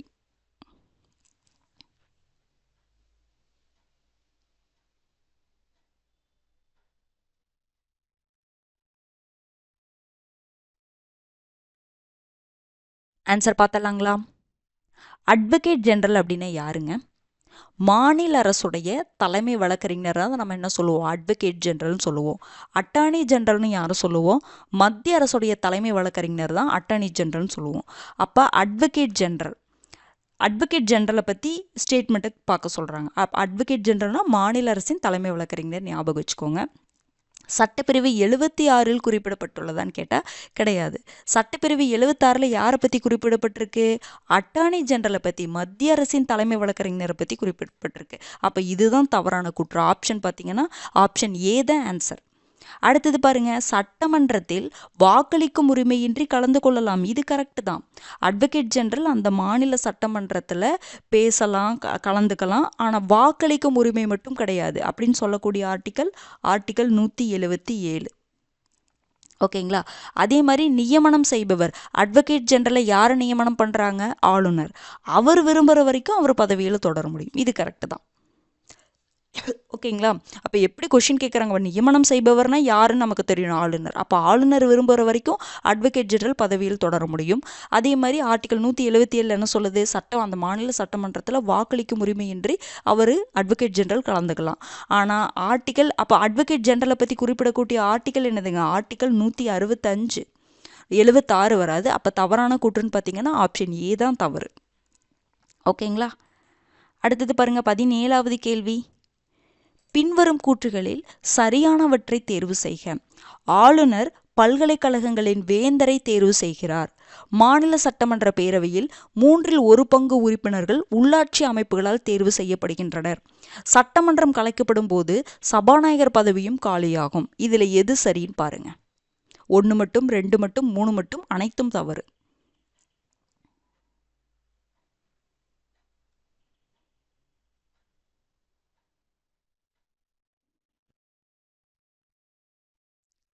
பார்க்கலாங்களா? சரியானது கேட்டிருக்காங்க. ஆளுநர் பல்கலைக்கழகங்களின் வேந்தரை தேர்வு செய்கிறாரா? அதாவது பல்கலைக்கழகங்களுடைய வேந்தர் யார் தான்? ஆளுநர் தான். பல்கலைக்கழகங்களுடைய துணைவேந்தரை தான் என்ன பண்ணுவார்? ஆளுநர் நியமிப்பார். அவசரப்பட்டு நம்ம இது கரெக்டான போடுறதுக்கு வாய்ப்பு இருக்குது. ஓகேங்களா? ஆளுநர் தான் பல்கலைக்கழகங்களுடைய வேந்தரே. பல்கலைக்கழகங்களுடைய துணைவேந்தரை நியமிப்பது தான் யாருங்க? ஆளுநர். அப்போ இது தவறு. அடுத்தது, மாநில சட்டமன்ற பேரவையில் 1/3 உறுப்பினர்கள் உள்ளாட்சி அமைப்புகளால் தேர்வு செய்யப்படுகின்றனர். இது கரெக்டு தான். ஓகேங்களா? இன்னொன்று பாருங்க, என்ன கொஷின் கேட்டிருக்காங்க? மாநில சட்டமன்ற பேரவைன்னு கேட்டிருக்காங்க. மாநில சட்டமன்ற பேரவையை பொறுத்த வரைக்கும் மக்கள் தேர்வு பண்ணுறாங்க. இங்கே என்ன வந்திருக்கணும்? மாநில சட்டமன்ற மேலவைன்னு வந்திருக்கணும். மாநில சட்டமன்ற மேலவையில் 1/3 உறுப்பினர்கள் உள்ளாட்சி அமைப்புகளால் தேர்வு செய்யப்படுகின்றான்னு கொடுத்துருக்கணும். ஆனால் இங்கே என்ன கொடுத்துருக்காங்க? மாநில சட்டமன்ற பேரவையை பற்றி கொடுத்துருக்காங்க. மாநில சட்டமன்ற பேரவை உறுப்பினர்களெல்லாம் யார் தேர்ந்தெடுக்கிறோம்? மக்கள் தான் தேர்ந்தெடுக்கிறோம். இந்த இடத்துல மேலவைன்னு வந்திருக்கணும். அப்போ இது தவறு. அப்போ மாநில சட்டமன்ற மேலவையில் 1/3 உறுப்பினர்கள் உள்ளாட்சி உறுப்பினர்களால் தேர்வு செய்யப்படுறாங்க. அப்புறம் இன்னொரு 1/3 உறுப்பினர்கள் சட்டமன்ற உறுப்பினர்களால் தேர்வு செய்யப்படுறாங்க. அப்புறம் 12/1 உறுப்பினர்கள் பட்டதாரிகளால் தேர்வு செய்யப்படுறாங்க. அதுக்கப்புறம் இன்னொரு 12/1 உறுப்பினர்கள் பட்டதாரி ஆசிரியர்களால் தேர்வு செய்யப்படுறாங்க. அப்புறம் அதில் சட்ட மேலவையில் 6/1 உறுப்பினர்கள் கவர்னர் வந்து தேர்ந்தெடுக்கிறாங்க. இங்கே நான் என்ன கேட்டிருக்கேன்? சட்டமன்ற பேரவைன்னு கேட்டிருக்கேன். இங்கே என்ன வந்திருக்கணும்? சட்டமன்ற மேலவைன்னு வந்திருக்கணும். அவசரப்பட்டு நம்ம தப்பாக போட்டுருவோம். ஓகேங்களா? அப்போ இது தவறு தான். அடுத்தது பாருங்கள், சட்டமன்றம் கலைக்கப்படும் போது சபாநாயகர் பதவியும் காலியாகுமா? கிடையவே கிடையாது. சட்டமன்றம் கலைக்கப்பட்டாலும் அடுத்த சட்டமன்றம் அந்த உறுப்பினர்கள் தேர்ந்தெடுக்கப்படும் வரை சபாநாயகர் பதவியில் இருப்பார். அப்போ இது தவறு. அப்போ சரியானது எதுவுமே கிடையாது. அனைத்தும் தவறு. ஆப்ஷன் டி தான் ஆன்சர். ஓகேங்களா? அடுத்தது பாருங்க, 18வது கேள்வி. கீழ்காணும் கூற்றுகளில் தவறானவற்றை காண்க. மாநில உயர்நீதிமன்ற நீதிபதிகளை ஆளுநர் நியமனம் செய்கிறார். மாநில முதலமைச்சர் நேரடியாக மக்களால் தேர்ந்தெடுக்கப்படுகிறார். இதில் எது தவறுன்னு பாருங்க. 1 மட்டும் 2 மட்டும் 1 2 1 2 சரி.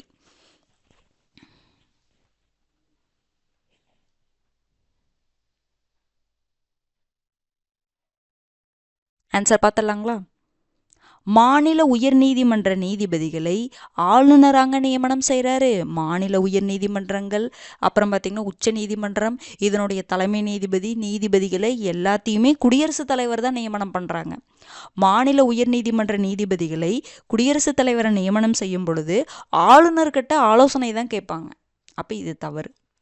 ஆளுநர் பொறுத்த வரைக்கும் கீழ் நீதிமன்றங்களுடைய நீதிபதிகள் பதவி உயர்வு இதையத்தான் அவர் தீர்மானிக்கிறார். புரிஞ்சுதுங்களா? அப்போ இது தவறு. அடுத்தது, மாநில முதலமைச்சர் நேரடியாக மக்களால் தேர்ந்தெடுக்கப்படுகிறார். ரொம்ப ரொம்ப முக்கியமானது. மாநில முதலமைச்சரை நம்ம தேர்ந்தெடுக்கிறோமா? மக்கள் தேர்ந்தெடுக்கிறாங்களா? கிடையாது. நம்ம ஒரு மாநில சட்டமன்றத்திற்கான உறுப்பினரை தான் தேர்ந்தெடுக்கிறோம். புரிஞ்சுதுங்களா? அந்த உறுப்பினர்களை நம்ம தேர்ந்தெடுத்துட்டு அதில் எந்த கட்சி அதிக வாக்கு எண்ணிக்கை பெற்றிருக்காங்களோ, பெரும்பான்மையான இடங்களை பெற்றிருக்கிறாங்களோ, அந்த கட்சியுடைய தலைவரை முதலமைச்சராக யார் நியமிக்கிறா? அந்த ஆளுநர், அந்த மாநில ஆளுநர். அப்போ நம்ம நேரடியாக ஒரு முதலமைச்சரை தேர்ந்தெடுக்கிறோமான்னு கிடையாது. நம்ம யாரை தான் தேர்ந்தெடுக்கிறோம்? ஒரு சட்டமன்ற உறுப்பினர்களை நம்ம தேர்ந்தெடுக்கிறோம். 234 பேர்த்த நம்ம மக்கள் தேர்ந்தெடுக்கிறோம் தமிழ்நாட்டில் மாநில சட்டமன்றத்தில். நம்ம முதலமைச்சருக்குன்னு ஓட்டு போட்டு அவங்கள தேர்ந்தெடுக்கிறோமா? அப்படிதான் இந்த ஸ்டேட்மெண்ட் கொடுத்துருக்காங்க. மாநில முதலமைச்சர் நேரடியாக மக்களால் தேர்ந்தெடுக்கப்படுகிறாரா? கிடையாது. நம்ம உறுப்பினர்களை தேர்ந்தெடுக்கிறோம். அந்த உறுப்பினர் ஒருத்தரும் முதலமைச்சர் ஆகிறாங்க. அவ்வளோதான். ஆனால் நம்மளா முதலமைச்சருக்கு ஓட்டு போடுறோமா? கிடையாது. நம்ம உறுப்பினருக்கு தான் ஓட்டு போடுறோம். அவங்கள ஒருத்தர் முதலமைச்சர் ஆகிறாங்க. புரிஞ்சுதுங்களா? அப்போ இது தவறு. நல்லா ரீட் பண்ணும் அந்த ஸ்டேட்மெண்ட்டை. ஏன்னா இது நம்ம புக்கில் அப்படியே கொடுத்துருப்பாங்க. நேரடியாக மக்களால் தேர்ந்தெடுக்கப்படுவதில்லை. பெரும்பான்மை பெற்ற கட்சியின் தலைவரை ஆளுநர் என்ன பண்ணுறாரு? முதலமைச்சராக தேர்வு செய்கிறாரு அப்படின்னு சொல்லி தான் கொடுத்துருப்பாங்க. ரொம்ப ரொம்ப முக்கியமானது. ஓகேங்களா? அப்போ இது ரெண்டுமே தவறு. 1 2 தவறு. ஆப்ஷன் சி தான் ஆன்சர். அடுத்து பாருங்க, 19வது கேள்வி. பின்வரும் கூற்றுகளில் சரியானவற்றை தேர்வு செய்க. ஆளுநரின் அவசர சட்டத்தை சட்டமன்றம் கூடியதிலிருந்து 6 மாத காலத்திற்குள் அங்கீகரிக்க வேண்டும். சட்டமன்ற உறுப்பினராக இல்லாத ஒருவர் அமைச்சரானால் அவர் 6 மாத காலத்திற்குள் சட்டமன்ற உறுப்பினராக வேண்டும். இதில் எது சரின்னு பாருங்க. 1 மட்டும் 2 மட்டும் 1 2 சரி, 1 2 தவறு.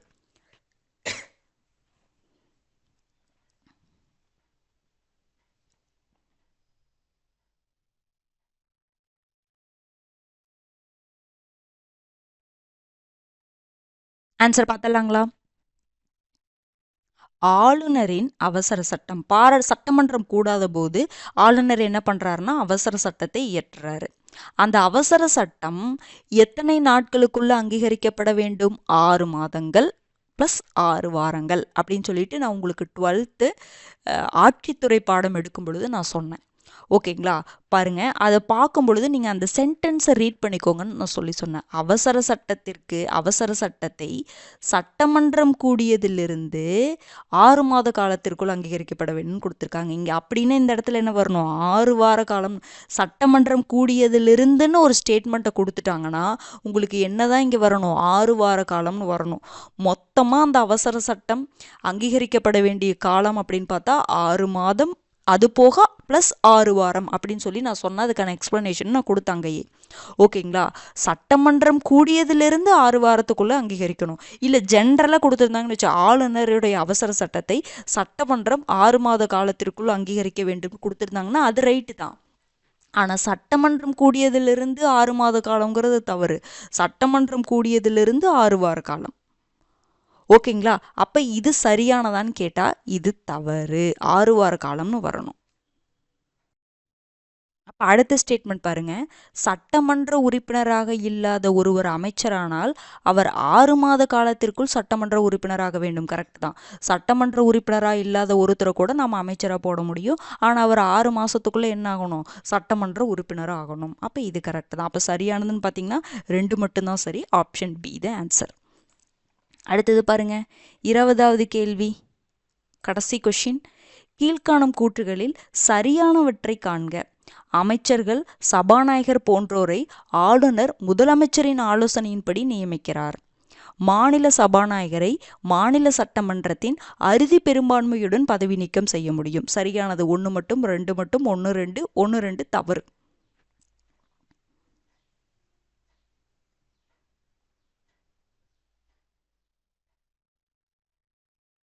ஆன்சர் பார்த்தலாங்களா? அமைச்சர்கள் சபாநாயகர் போன்றோரை ஆளுநர் முதலமைச்சரின் ஆலோசனைப்படி நியமிக்கிறார். கரெக்டு தான். முதலமைச்சரின் ஆலோசனையின்படி ஆளுநர் அமைச்சர்களை நியமனம் பண்ணுறாரு. சபாநாயகரை யாருங்க நியமிக்கிறாங்க? அந்த மாநிலத்தில் இருக்கக்கூடிய சட்டமன்ற உறுப்பினர்கள் தான் சபாநாயகரை தேர்வு பண்ணுவாங்க. அமைச்சர்களை பொறுத்த வரைக்கும் முதலமைச்சரின் ஆலோசனையின்படி ஆளுநர் நியமிக்கிறாரு. ஆனால் மாநில சட்டமன்ற உறுப்பினர்கள் தான் சபாநாயகர் என்ன பண்ணுவாங்க? தேர்வு பண்ணுவாங்க. அப்போ சபாநாயகர் வரக்கூடாது, அமைச்சர்கள் வந்தால் இந்த ஸ்டேட்மெண்ட் கரெக்டு தான். சபாநாயகரை அந்த மாநில சட்டமன்ற உறுப்பினர்கள் தான் தேர்வு பண்ணுவாங்க, தங்களில் ஒருவரை. அப்போ இந்த ஸ்டேட்மெண்ட் தவறு. மாநில சபாநாயகரை மாநில சட்டமன்றத்தின் அறுதி பெரும்பான்மையுடன் பதவி நீக்கம் செய்ய முடியும். மாநில சபாநாயகரை மாநில சட்டமன்றத்தில் பதவி நீக்கம் பண்ண முடியும். கரெக்ட் தான். அந்த பதவி நீக்கம் தீர்மானம் கொண்டு வரக்கு 14 நாட்களுக்கு முன்னாடி சபாநாயகர்கிட்ட அந்த அறிவிப்பு கொடுக்கணும். அந்த தீர்மானம் கொண்டு வரும் பொழுது அங்கே எப்படி நிறைவேறணும்னா அறுதி பெரும்பான்மையுடன். அறுதி பெரும்பான்மை அப்படின்னு என்னதுங்க? வேக்கண்ட்டை கழிச்சிடணும். மொத்த சீட் இருக்குல்ல, அதில் வேக்கண்ட்டை கழிச்சிட்டு ஒரு எண்ணிக்கை வரும்ல, அந்த எண்ணிக்கையில் 50% மேலே சப்போர்ட் பண்ணும். அறுதி எண்ணிக்கைன்னா நம்ம முன்னாடியே பார்த்துருக்கோம். மொத்த சீட் இருக்கும், அதில் வேக்கண்ட்டை எடுத்துட்டு மீதி சீட்டில் 50% மேலே சப்போர்ட் பண்ணுறது தான் அறுதி பெரும்பான்மை அப்படின்னு சொல்லி நான் சொன்னேன். 3 பெரும்பான்மைக்கு உங்களுக்கு விளக்கத்தை நான் கொடுத்த கிளாஸ் எடுக்கும் பொழுது. ஓகேங்களா? அப்போ அறுதி பெரும்பான்மையுடன் என்ன பண்ணோம்? பதவி நீக்கம். அப்படி இந்த அறுதி பெரும்பான்மை மூலமாக அந்த தீர்மானம் நிறைவேற்றப்பட்டால் அந்த சபாநாயகரை என்ன பண்ணலாம்? பதவி நீக்கம் செய்ய முடியும். இது கரெக்ட் தான். அப்போ சரியானது பார்த்தீங்கன்னா ஆப்ஷன் பி தான் கரெக்ட். ஓகேங்களா? இப்போ நம்ம 20 கொஷின்ஸ் பார்த்துட்டோம். இந்த லெசனையே நம்ம கவர் பண்ணிட்டோம். புரிஞ்சுதுங்களா? இந்த லெசனில் எல்லா டாப்பிக்குள்ளேயுமே அங்கங்கே நம்ம எல்லா பக்கமே அந்த மாநில அரசையே வந்து ரிவைஸ் பண்ணுற மாதிரி தான் இது இருக்கும். புரிஞ்சுதுங்களா? இப்போது நீங்கள் அந்த மாநில அரசு லெசன் கிளாஸ் கவனிச்சிருப்பீங்க. கவனிச்சதுக்கப்புறம் ஒரு டைம் படிச்சுட்டு இந்த லைவ் டெஸ்ட் அட்டன் பண்ணும் பொழுது நீங்கள் உங்களுக்கு சின்ன தப்பு பண்ணுவீங்க, அதை நீங்கள் திருத்திக்க முடியும். அடுத்த டைம் அதை அந்த தவறு பண்ணாமல் நீங்கள் பார்த்துக்கோங்க. ஓகேங்களா? இப்போ வந்து 20 கொஷின்ஸ் இருக்குது. இந்த 20 கொஷின்ஸில் எல்லாரும் எவ்வளோ மார்க் வாங்கியிருக்கீங்க அப்படிங்கிறத கண்டிப்பாக லைவ் முடிஞ்சதுக்கப்புறம் வீடியோ அப்லோட் ஆகும் இல்லைங்களா, அதுக்கப்புறம் கீழே உங்களுடைய மார்க்கை கமெண்ட் பண்ணுங்கள். கண்டிப்பாக பண்ணணும். அப்படி பண்ணும்பொழுது தான் நீங்கள் எத்தனை பேர் வந்து என்னென்ன மிஸ்டேக்ஸ் உங்களுக்கு வருது, எதனால் மிஸ்டேக்ஸ் வருது அப்படிங்கிறது தெரிஞ்சுக்க முடியும். அடுத்த டைம் அதை ஒன்றா ரெக்டிஃபை பண்ணுறதுக்கு என்ன வழியோ அதை நம்மளால் சொல்ல முடியும். ஓகேங்களா? அது போக நான் மேலே உங்களுக்கு கரெக்ஷன் சொன்னேன், அந்த கரெக்ஷனையும் நான் மாற்றிக்கிட்டேங்க அப்படின்னு நீங்கள் கமெண்ட் பண்ணுங்கள். அப்போ தான் தெரியும் எல்லாத்துக்கும் அந்த இன்ஃபர்மேஷன் போயிடுச்சா அப்படிங்கிறது. இனிமேல் இந்த லெசனே பார்த்தீங்கன்னா உங்களுக்கு நியூவாக தான் கொஷின் எடுத்து போட்டிருக்கு, கரண்ட் இன்ஃபர்மேஷனோட தான் போட்டிருக்கு. இனி வரக்கூடிய எல்லா லைவ் டெஸ்ட்டுமே அப்பப்போ எடுத்து தான் போடப்படும். ஓகேங்களா? அந்த 2 லைவ் டெஸ்ட்டுக்கு மட்டும் நீங்கள் என்ன பண்ணிக்கோங்கன்னா அட்ஜஸ்ட் பண்ணிக்கோங்க. இனிமேல் அப்படி இருக்காது. ஓகேங்களா? அந்த சேஞ்சஸ் மட்டும் பண்ணிக்கிட்டீங்கன்னா ஓகேவானதான். மற்றபடி இனிமேல் இது மாதிரி தான் கண்டினியூ ஆகும். உங்களுக்கு ஒரு 20 கொஷின்ஸ், அந்த 20 கொஷினில் ஸ்டேட்மெண்ட்ஸ் தான் அதிகமாக இருக்கிற மாதிரி இருக்குது. ஏன்னா நம்ம அந்த லெசனையே ஃபுல்லாக கவர் பண்ணணும் அப்படிங்கிறதுக்காக ஸ்டேட்மெண்ட்டாக வைக்கிறோம். ஓகேங்களா? அப்படி ஸ்டேட்மெண்ட்டாக வைக்கும்பொழுது திரும்பி அந்த லெசனை நம்ம ரிவைஸ் பண்ண மாதிரி ஆச்சு, அது டெஸ்ட் கொஷினாகவும் போட்ட மாதிரி ஆச்சு. அப்போ தப்பு பண்ணோம்னா அது நம்ம என்ன தப்பு பண்ணுறோம் அப்படிங்கிறதையும் நம்ம தெரிஞ்சுக்குவோம். அதுக்காக தான் உங்களுக்கு ஸ்டேட்மெண்ட் வைஸாக வைக்கிறது. ஓகேங்களா? அப்போ நீங்கள் இது எப்படி இருக்குது, உங்களுக்கு எப்படி யூஸ்ஃபுல்லாக இருந்துச்சா, இந்த மாதிரி ஸ்டேட்மெண்ட்டாக போகும்பொழுது எப்படி இருக்குது, உங்களால் தெரிஞ்சுக்க முடிஞ்சதா, இல்லை நீங்கள் ஏதாவது மிஸ்டேக் பண்ணுறீங்களா அப்படிங்கிறத நீங்கள் என்ன பண்ணுங்கன்னா கமெண்ட் பண்ணுங்கள்.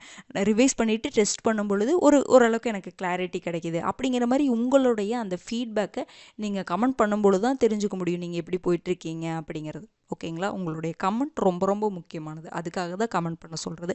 ஏன்னா நம்ம ஆஃப்லைனாக இருக்கும் பொழுது நம்மளால் பேச முடியும், உங்களுக்கு என்ன புரியலை, எது டவுட்டு அப்படின்னு தெரிஞ்சுக்க முடியும். இது ஆன்லைனாக இருக்கும் பொழுது அது தெரியாது, நீங்கள் கமெண்ட் பண்ணும் பொழுது மட்டும்தான் தெரியும். நீங்களாம் மனசில் நினைக்கிறது புரியாதல்ல. அப்போ நீங்கள் எதுவாக இருந்தாலுமே நீங்கள் கமெண்ட் பண்ணணும்.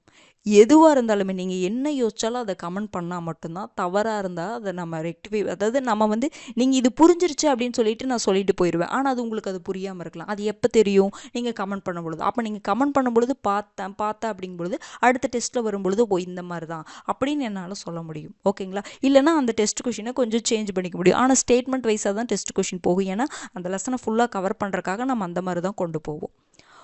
ஓகேங்களா? ரெகுலராக வந்து லைவ் டெஸ்ட்டை வந்து அட்டன் பண்ணிக்கிட்டே இருங்க.